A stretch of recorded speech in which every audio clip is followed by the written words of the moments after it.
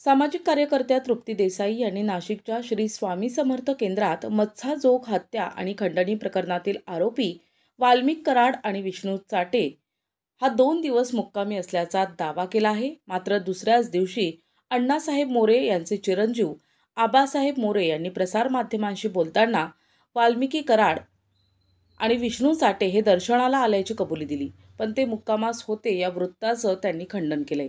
या पार्श्वभूमीवर संभाजी ब्रिगेडचे महानगर प्रमुख प्रफुल्ल वाघ यांनी पत्रकार परिषदेत वाल्मिक कराड आणि विष्णू चाटे हे दोघेही श्री स्वामी समर्थ केंद्रात मुक्कामी असल्याचं वृत्त सत्य असल्याचं सांगितलंय। गुरुमाऊली अण्णासाहेब मोरे यांच्याशी मंत्री धनंजय मुंडे आणि वाल्मिक कराड यांचे लागेबांधे असून तृप्ती देसाई यांना समर्थन असल्याचं स्पष्ट केलंय। इतक्या मोठ्या प्रमाणात आपण एखाद्या गुन्हेगाराला पाठीशी घालणं हे कुठेतरी निषेधार्ह आहे।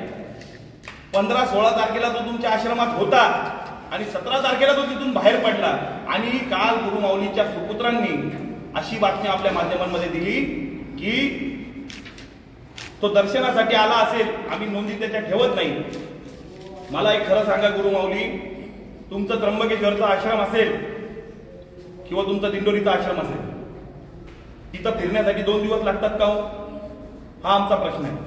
आणि सारिका बाबूराव सोनवणे आता प्रकर्षानं घेण्याचा मुद्दा हा तृप्तीताई देसाई यांना संभाजी ब्रिगेडचं समर्थन आहे, संभाजी ब्रिगेड नाशिक त्यांचं समर्थन करते। त्यांनी केलेली एक बातमी त्या ठिकाणी सत्यप्रतेवर त्यांनी सांगितलेली आहे, त्यांच्यापर्यंत वस्तू देखील पोहोचलेल्या आहे, म्हणून त्यांनी सत्यकथन त्या ठिकाणी केलेलं आहे। दरम्यान मागील वर्षी सारिका बाबूराव सोनवणे प्रकरणात गुरुमाऊलींनी त्या महिलेचे लैंगिक शोषण करून तिच्यावरच खंडणीचे खोटे गुन्हे दाखल केले असा आरोप प्रफुल्ल वाघ यांनी केला।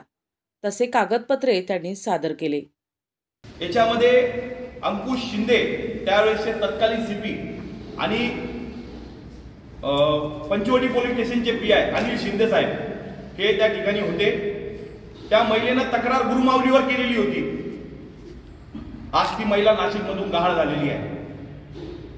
त्या महिलेवर खोटे गुन्हे दाखल करून निंबा शिरसाट नावाचं काल्पनिक चित्र बनवून, व्यक्ती जरी खरा असला निंबा शिरसाट, तरी काल्पनिक गोष्टी बनवून त्या महिलेवर खंडणीचे आरोप करून तिला जेरबंद केलं होतं। अनेक खोट्या केसेस त्या महिलेवर दाखल झाल्या होत्या।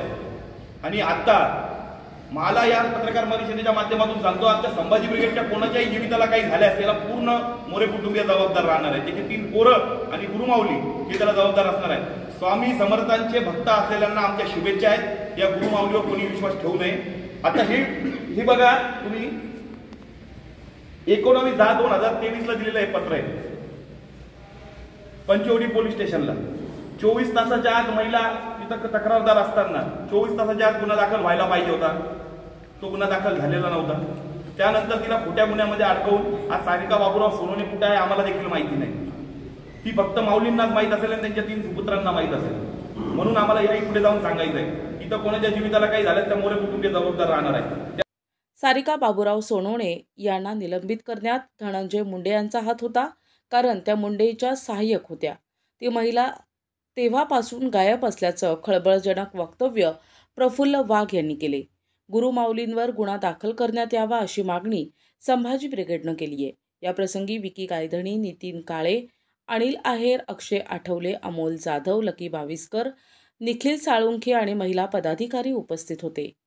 प्रतिनिधी गुड्डू शेख, दिशा न्यूज, नाशिक।